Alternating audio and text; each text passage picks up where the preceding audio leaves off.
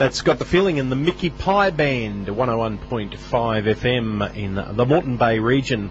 Well, I'll tell you what, our next guest, Tracy, is not going to have any problem at all remembering the radio station he's at. No, I know. Very interesting, this one. Because he's done a bit of work as a country announcer on a radio station at Sydney, and also during the festivals at the Tamworth Country Music Festival on 101.5 FM in Tamworth. And I took, of course, of the man they call the Swamp Duck, Bryen Willems. G'day, Bryen. How are you?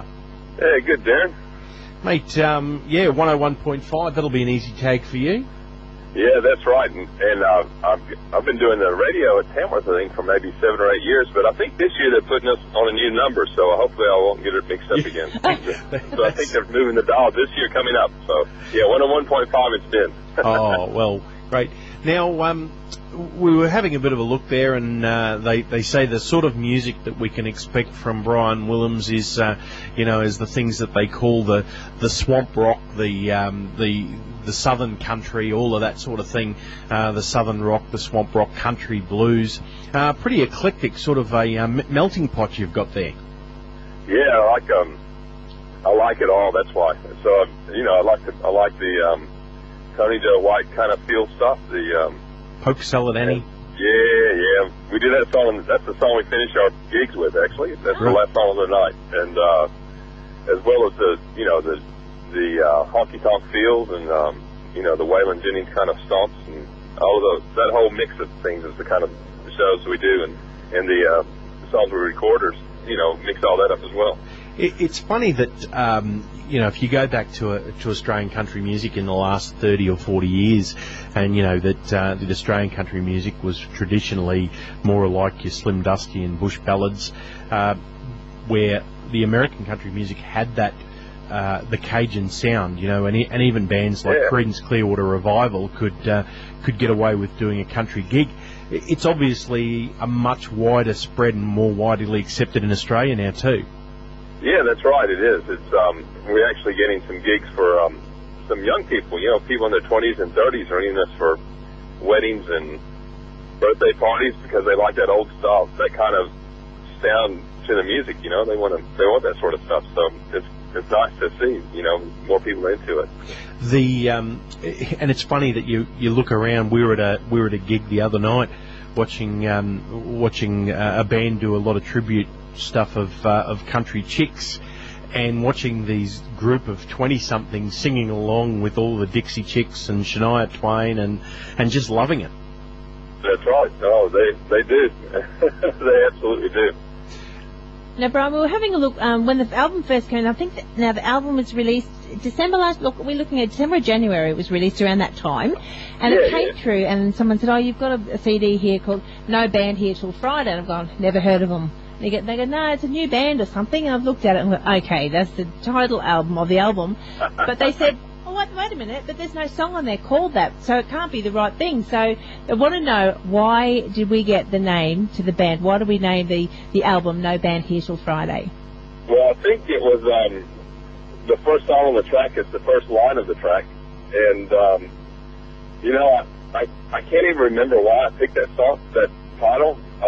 It just kind of sounded like, we love playing live bands, live music, and my favorite gigs are live band gigs, not so much the acoustic ones, although I do a lot of those. Well, it's very clever. Yep.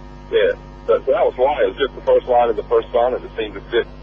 Well, it's very clever. Very, very clever, because our library guy here, he said, I can't get that. He said, I've gone through the whole album, and I can't find it. So that's one way of getting people to listen to the whole album. Right. To look for that one song, go, wait a minute, we're missing a track here.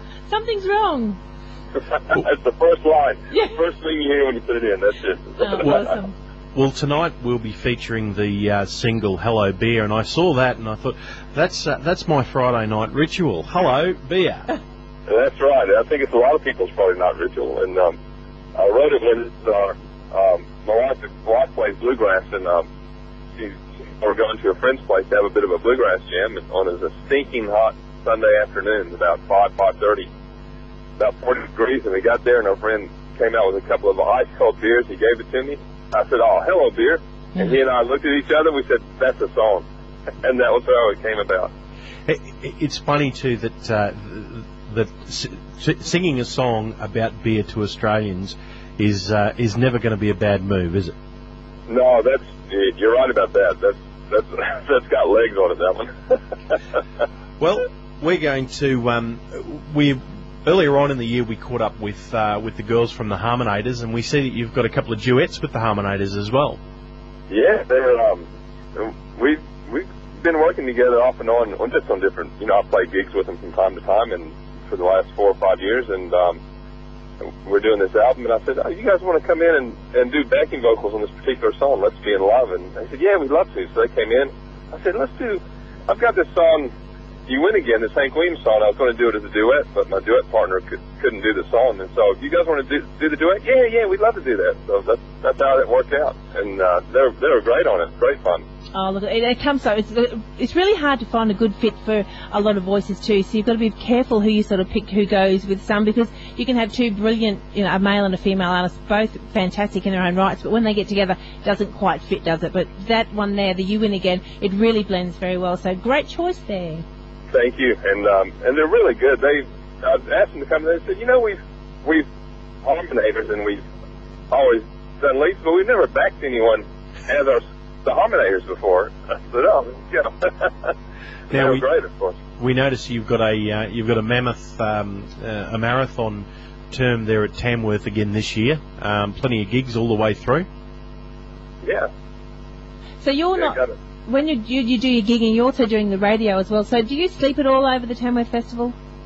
Not a whole lot, and particularly since I usually go to where Al Tompkins' late night honky tonk is after I finish everything. So I'm there till 2 usually, and then I come home and get up early for a show.